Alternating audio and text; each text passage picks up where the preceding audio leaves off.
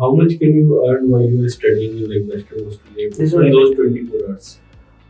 I personally, I used to drive a taxi when I was in Australia. I was lucky that I got an Australian license, but uh, there are many jobs. So if you consider a job, or if you want to work for someone, you'll work on TFN, which is tax file number in Australia. In Australia, there are two main numbers if you want to work in Australia.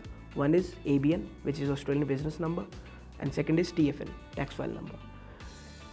If you'll work on tax file number, your salary will be deducted.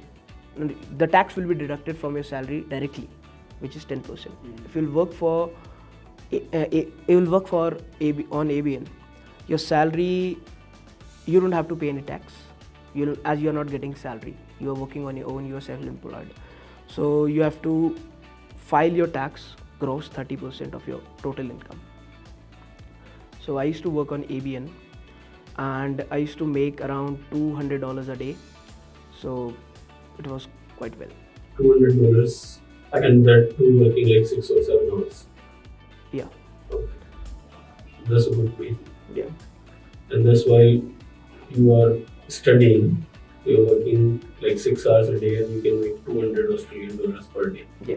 So that's good enough for your living expenses, or? It's very good, because what are the living expenses in Australia? The main thing is rent.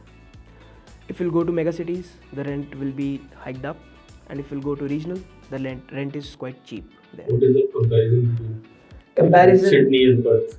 if you are hiring a room to stay in Perth, we pay around $200 a week, and in Sydney it's around $450 to $350 to $450 a week. So basically, you can cover your whole week's rent in one day. As a student. As a student. And secondly, groceries. Food is very expensive in Australia as compared to other countries, but it is not that expensive. If you cook on your own and buy groceries, it is manageable. My 1 month groceries used to cost me around $250